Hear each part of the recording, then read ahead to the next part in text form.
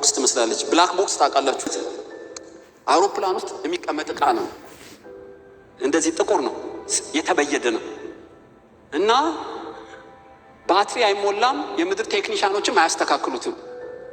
አደጋ ሲፈጠር ብቻ በዚህ ቴክኒሻን የሆኑ ሰዎች ሚስጥሩን እንዲያውቁ ተደርጎ ነው የተሰራው። አውሮፕላኑ ቢከሰከስ ብላክ ቦክስ አይፈርስም፣ ሼክ አብዞርበር አለው። አውሮፕላኑ ባህር ውስጥ ቢገባ ብላክ ቦክስ አይሰጥምም፣ ይንሳፈፋል። እሳት ቢቃጠል አይቃጠልም። በጣም ትንሽ ቋት ነች፣ ግን መረጃ ሁሉ የምትይዝ ነች። ስለዚህ ፓይለቱ መሬት ካሉት ጋር ያወራውን ከጎኑ ካሉት ጋር ያወራውን በስንት ከፍታ አለ፣ በስንት ፍጥነት ነው የሚሄደው። አውሮፕላኑን የከሰከሰው አክራሪ ነው፣ የሞተር ብልሽት ነው፣ መብረቅ ነው፣ ተራራ ነው፣ ምንድን ነው? ህሊና እባክሽ ንገሪን፣ ብላክ ቦክስ ንገሪን ብለው በኤሌክትሪክ መጋዝ ይቆርጧታል። እዚች ውስጥ የመረጃ ቋት አለች፣ ህሊና ትባላለች። አይደለም? ኢየሱስ ምን ያደርጋል? ያችን ህሊና ያወጣና ይሰካታል። በአቶ ከሌ ወይም ወዘሪ ከሌት ምድር ላይ ተፈጥራ እስክትሞት ምን አደረገች? ኦን ያደርጋታል። ትጀምራለች ህሊና። ጌታ ኢየሱስ መስከረም አንድ ሰዓት ያደርገውን ጥቅምት 2ማ ተውስለው ህዳርማ ልነግርህ አልችልም። ዝቅዝቅ ነው የምታደርገው። አፏን ማፈን አትችሉም፣ ጉቦም አትሰጧትም። የሰራት ያቃታል እውነት እንደምትናገር። ህሊና ትናገራለች። ህሊና መደበቅ ማን ይችላል ወገኖች? ወይ አየ የሰው ልጆች ህሊና ላይ ተመርኩዞ ይፈርድባቸዋል ማለት ይሄ ነው እኮ። በጌታ ፊት እንዲትረዳን እንድታግዘን የተሰጠችው ህሊና ኮፍያዋን ቀይራ ከሳሽ ሆና ቁጭ ትላለች።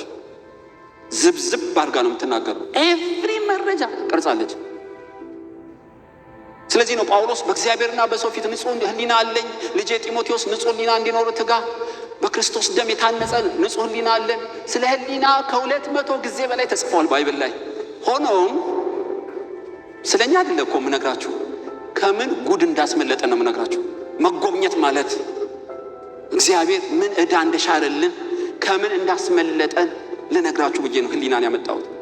በዚህ በአንድ ሰው በኢየሱስ ዙፋን ፊት በቆመው ሰው ላይ የህሊና የክስ መዝገብ ሚዛን ይቀመጥባታል።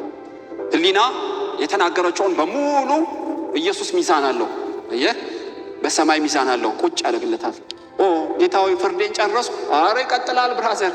እንዲያውም እዛ ክፍሉ ላይ ማቴዎስ ወንጌል ምዕራፍ 12 ቁጥር 16ን ታውቁታላችሁ። እውነት እላችኋለሁ ሰዎች ስለሚናገሩት ከንቱ ቃል በፍርድ ሰዓት መልስ ይሰጣሉ። አይደለም የሚለው? እውነት እላችኋለሁ ሰዎች ስለሚናገሩት ከንቱ ቃል ሁሉ በፍርድ ሰዓት መልስ ይሰጣል። ደደብ የሚል፣ ጨርቃም የሚል፣ ደንቆሮ የሚል ሁሉም የተጻፈ ነው። መልስ ይሰጣል። እሺ ምን ማለት ነው መልስ ይሰጣል? እከሌ ለምን ደንቆሮ አልከው? አስረዳኝ። አይደለም እኮ ለዚህ ቃል ተመጣጣኝ ቅጣት ይመዘንልሃል ማለት ነው። ከሞት በኋላ ክርክር ማሻሻያም የለውም። ሰዎች ስለሚናገሩት ከንቱ ቃል በዚሁ በአንዱ ሰው በኢየሱስ ፊት በነጩ ዙፋን ፊት የክስ መዝገብ የተገለጠበት አንደኛ የክስ መዝገብ የህሊና ክስ መዝገብ ነው። ሁለተኛስ የከንቱ ቃል የክስ መዝገብ ይተረተርለታል። እኔ እንዲያውም መላእክት የሚጽፉ ነው የሚመስለኝ። ምክንያት አለኝ፣ በኋላ ጥቅሱን ነግራችኋለሁ።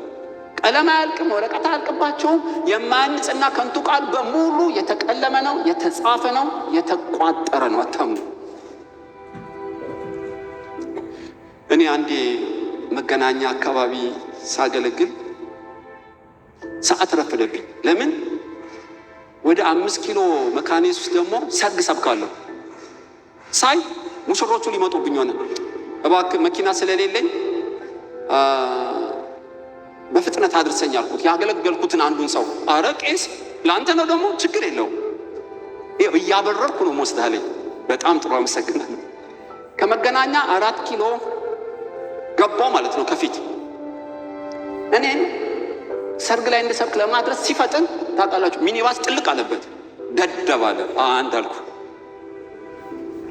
ከዛ አንዱ ክላስ ሲያደርግለት ዘግቶበታል። እውር አለው 2 አለው።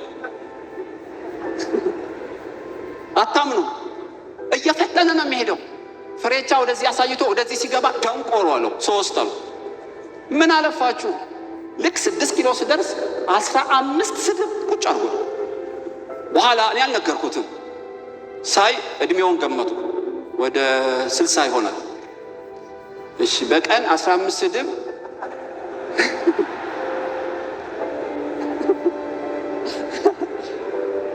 እና አባዛውት 15 በ365 በ60 ዓመት ሳባዛው ጆን እያሞለ ለካ በእግዚአብሔር ፊት ቀልድ የለም፣ ጨዋታ የለም፣ ፌዝ የለም። አንደበታችን የኛ ነው የሚሉ አይደለም ለአንደበታቸው አርነት የሰጡ ሞትና ሕይወት ምላስ ላይ እንዳለች ፍጥረተ ዓለምን የምታወድም የጦር ዕቃ እንደሆነች አንደበትን የሚገዛ ሁሉን እንደሚገዛ የማያውቁ ብዙ አሉ። በቅዱስ ቃሉ ይገርማቸዋል። በእግዚአብሔር ላይ ክፉ ቃል የሚናገሩ፣ በነገስታት በባለስልጣናት ላይ ክፉ ቃል የሚናገሩ፣ አንደበታቸውን አርነት ያወጡ ፌስቡክ አክቲቪስት ምን ዩቲዩብ ክፈት ሄደው በጣም አርነት ለቀውታል። ያው ፍርድ ቤት ዳኛ ፊት ላይ ቆሙ ይችላሉ። የሰማይ አምላክ ዳኛ ፊት እያንዳንዱን ቃል ከንቱ ቃል መልስ ይሰጣል። እንደዚህ እኮ ነው የተጻፈው። አሁን እኮ ማካፈላችሁ ልባችሁ ትርታ እንዳይጨምር ከምን ጉድ እንዳወጣን ኢየሱስ ለነግራችሁ ብዬ ነው። የህሊና የክስ መዝገብ ሳያልቅ የከንቱ ቃል የክስ መዝገብ ደግሞ ቁጭ ይላል። መስከረም 1 2 3 ግጥም የማትረቢ አንቺ ደደብ አንተ እውር ሁሉ የተጻፈ ነው። ሰውን የሚያረክስ ከሰው የሚወጣ ከንቱ ቃል ሁሉ መልስ በጌታ ፊት ይመዘንብሽ። ከሰዓቱ አንጻር አንዱን መዘንኩላችሁ፣ የህሊና ክስ፣ 2 የከንቱ ቃል የክስ መዝገብ። ያው ኢየሱስ ሚዛን ላይ ቁጭ ነው። በአንድ ሰው እኮ ነው የሁሉ ጣጣ።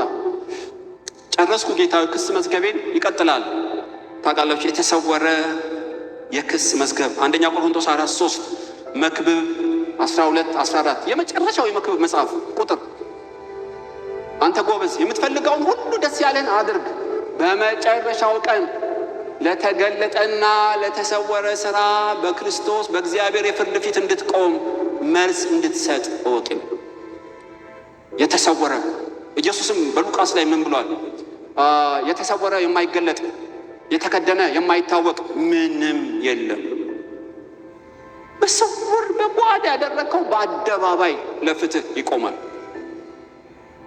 በመኝታ ሐሳብ እንኳ ንጉሥን አትማ፣ ወፎች ቃልህን እንደሚወስዱ ወቅ ይላል። ወፎች ምንድን ናቸው ታውቃላችሁ? በመኝታ አየህ፣ የተሰወረ። ስለዚህ ነው ጳውሎስ ስውር ነገር ትያለሁ የሚለው። ለምንድን ነው? ኩላሊትና ልብን የሚመረምር የዘላለም አምላክ አየህ፣ ሚስት ሳታይ ባል ሳያይ ፓስተር ሳያይ አገር ሳያይ ለብቻ ምትሃታዊ ወንጀል ሰው ይሰራል።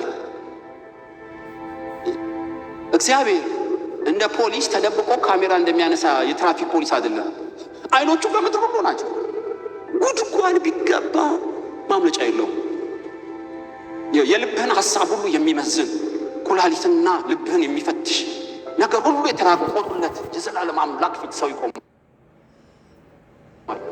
በስውር የሰራው ዶሴ ለብቻው ይከፈትለታል። አለም የተሰወረ ይገለጣል፣ የተከደነስ ይታወቃል። ሁሉ ወደ ብርሃን ይመጣል። 4 ነጥብ። ይሄን ጌታ ኢየሱስ ተናግሯል።